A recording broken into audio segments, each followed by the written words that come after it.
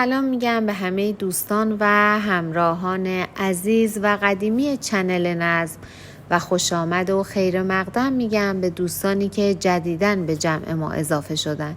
امیدوارم لحظه لحظه زندگیتون پر از خیر و برکت و حضور خداوند باشه و این رو بدونید گاهی ممکنه 2 نفر به یک چیز نگاه بکنن اما 2 تا برداشت و 2 تا دید کاملا متفاوت داشته باشن و این رو بدونید هر کسی دنیا رو از دریچه چشم و دیدگاه و نظرات خودش نگاه میکنه.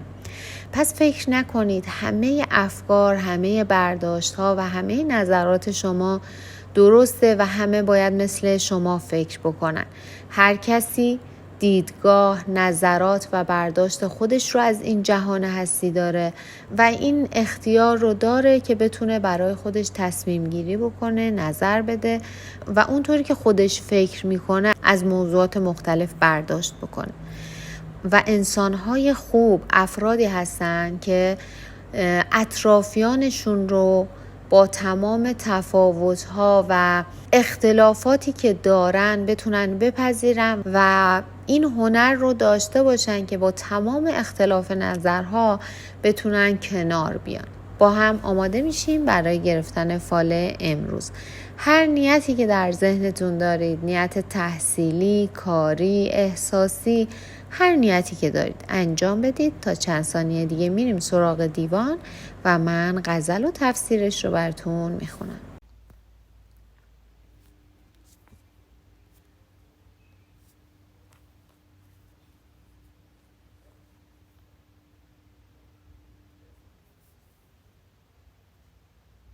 خب دوستان، اگر نیت هاتون رو انجام دادیم با هم ببینیم حافظ امروز چه توصیه‌ای برای ما دارن. یاد باد آن که نهانت نظری با ما بود، رقم مهر تو بر چهره ما پیدا بود. یاد باد آن که چو چشمت به عتابم می کشت، معجزه عیسویت در لب شکرخا بود. یاد باد آن که صبوحی زده در مجلس انس، جز من و یار نبودیم و خدا با ما بود. یاد باد آن که رخت شمع طرب می افروخت، وین دل سوخته پروانه ناپروا بود. یاد باد آن که در آن بزمگه خلق و ادب، آن که او خنده مستانه زدی صهبا بود. یاد باد آن که چو یاقوت قدح خنده زدی، در میان من و لعل تو حکایت ها بود. یاد باد آن که نگارم چو کمر بربستی، در رکابش مه نو پیک جهان پیما بود. یاد باد آن که خرابات نشین بودم و مست، وانچه در مسجدم امروز کم است آنجا بود. یاد باد آن که به اصلاح شما می شد راست، نظم هر گوهر ناسفته که حافظ را بود. خب دوستان، باید بگم این غزل حافظ در زمانی سروده شده که ایشون بر اثر بدگویی عده‌ای پیش شاه شجاع از محبت شاه محروم شده و دوران سختی رو می‌گذرونده.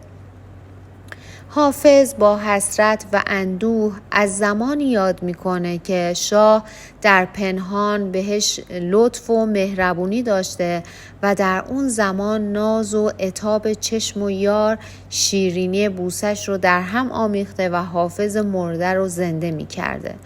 اما در تفسیر این غزل حافظ میگه به نظر میرسه شما هم مثل خیلی از مردم از شرایط فعلی ناراضی هستید و فکر میکنید که لیاقت شرایط بهتری رو دارید.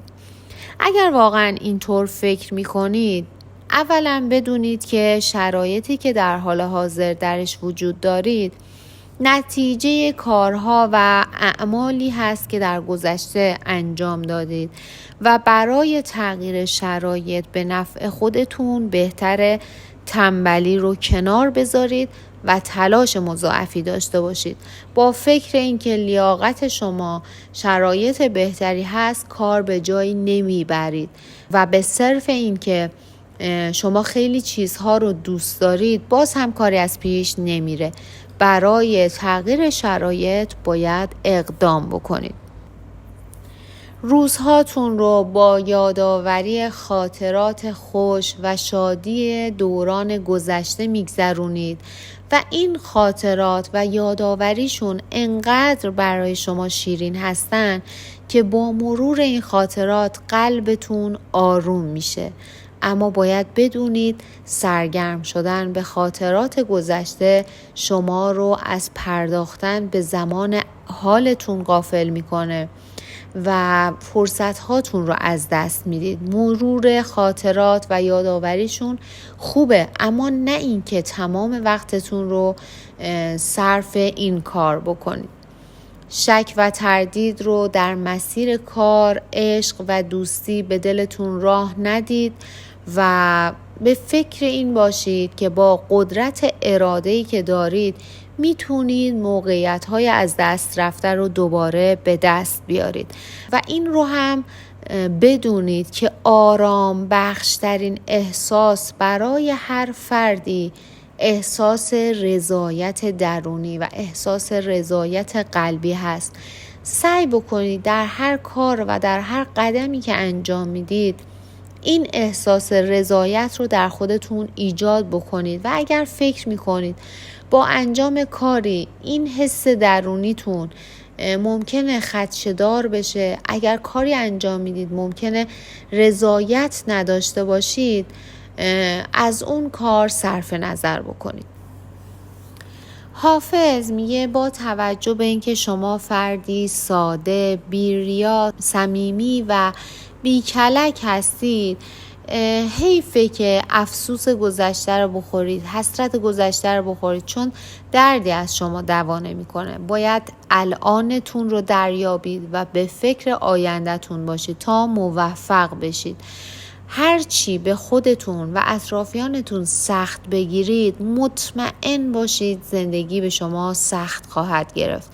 پس زندگی جدیدی برای خودتون ایجاد بکنید. زندگی بر مبنای مهربانی، بر مبنای راحتی، تلاش و اراده.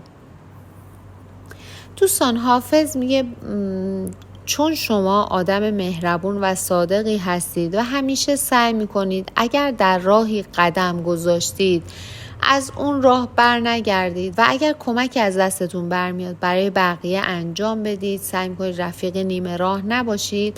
اما این اواخر براتون مواردی پیش اومده که باعث بدشانسی شما شده و ناخودآگاه این فکر در ذهن شما میاد که چرا باید این اتفاق برای شما بیفته؟ شما که همیشه در حق همه خوبی کردید، بد کسی رو نخواستید، محبتتون رو به همه ابراز کردید و هر کاری که از دستتون برمی اومده برای اطرافیانتون انجام دادید. باید بدونید خیلی از اتفاقات و خیلی از سختی هایی که برای شما در مسیرتون پیش میاد در واقع داره شما رو آماده میکنه برای مراحل بعدی و این سختی ها خیلی وقتها درس های نهانی برای ما داره که بتونیم خودمون رو آماده بکنیم برای شرایط بدتر یا تجربیاتی از این شرایط داشته باشیم. به زودی موقعیت های خوب کاری و موقعیت های خوب اجتماعی به شما رو میاره.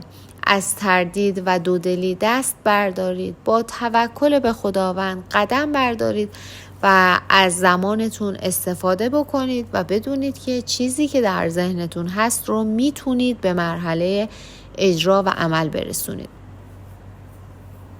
دوستانی که نیت کاری داشتن، همونطور که گفته شد، چیزی که در ذهنتون بهش فکر میکنید و نیتتون هست بهش خواهید رسید. اما شخصی داره شما رو امتحان میکنه، حالا رئیس شما هست، همکار شما هست یا بالادستی شما هست، داره شما رو امتحان میکنه. مواظب باشید که چه رفتاری از خودتون نشون میدید تا از این آزمون سربلند بیرون بیایید و در این راه سعی بکنید رازتون رو و این موارد رو با کسی در میون نذارید. به اطرافیانتون احترام بذارید، شرایط جدیدی که براتون پیش میاد ممکنه باعث ناراحتیتون بشه، اما همونطور که گفته شد اونها رو قبول بکنید و مطمئن باشید گره هایی که در کارتون ایجاد شده به زودی براتون برطرف میشه. یک بزرگی دوستان میگفت کسی که یاد میگیره پرواز بکنه قبلش یاد گرفته که چطور راه بره، چطور بدوه و چطور صعود بکنه. بی مقدمه نمیشه پرواز کرد. پس شما هم برای اجرای نیتتون، برای رسیدن به هدف و کاری که در ذهنتون هست باید پله پله پیش برید. یهویی نمیتونید به نوک قله برسید و قله رو فتح بکنید. شما باید مقدمات رو برای خودتون فراهم بکنید. هر کاری، هر قدمی، هر نیتی که در سرتون دارید برای خودتون برنامه ریزی بکنید و مرحله به مرحله پیش برید. نمیتونید راه 100 ساله رو یک شبه طی بکنید و با خودتون صادقانه رفتار بکنید. بدونید برای چیزی که میخواید باید تلاش بکنید. نابرده رنج گنج میسر نمی شود. تا زمانی که شما برای حتی غذا خوردن اقدام نکنید شکم گرسنه‌تون سیر نمیشه. حالا این غذا خوردن میخواد اقدام بکنید که غذا رو خودتون درست بکنید یا برید رستوران و غذا رو تهیه بکنید. به هر حال یک قدمی برداشتید و یک کاری انجام دادید. پس این موضوع رو در پس ذهنتون داشته باشید و از اون پیله تنبلی و سستی خودتون رو رها بکنید. در آخر هم دوستانی که نیت ازدواج و طلاق داشتن باید بگم یک راه طولانی پیش روی شما هست و باید تحمل بکنید شرایطی که دارید. دوستانی که نیت فرزند داشتن باید بگم 4 فرزند در طالع شما دیده میشه و دوستانی که نیت خرید و فروش داشتن باید بگم هم خرید هم فروش براتون یکسانه و تفاوت چندانی نداره، اما از معامله خرید و فروش هم ضرری شما رو تهدید نمیکنه. از صمیم قلب سپاسگزارم که تا پایان این ویدیو با من همراه بودید. بودن شما، خوندن پیام هاتون و حضورتون در این مسیر برای من نه تنها دلگرم کننده است، بلکه یادآور اینه که هنوز هم میشه با واژه ها، با تأمل و با گفتگو نوری انداخت بر تاریکی های ذهن و دل. یادتون باشه هر بار که برای یادگیری، آرامش یا حتی یک لحظه مکث در میان روزمرگی هاتون وقت میذارید، در واقع دارید به خودتون احترام میذارید. این یعنی شما در مسیر رشد هستید و این بسیار ارزشمنده. اگر این ویدیو براتون مفید یا الهام بخش بود، حتما به ویدیوهای دیگه کانال هم یه نگاهی بندازید. شاید پاسخ سوالی که مدت‌ها در دلتون دارید در یکی از این ویدیوها پنهون شده باشه. با من همراه بمونید، چون این مسیر آگاهی و آرامشه و قرار هر بار عمیق‌تر این راه رو طی کنیم. تا دیدار بعدی، برکت، آگاهی و آرامش در وجودتون جاری باد.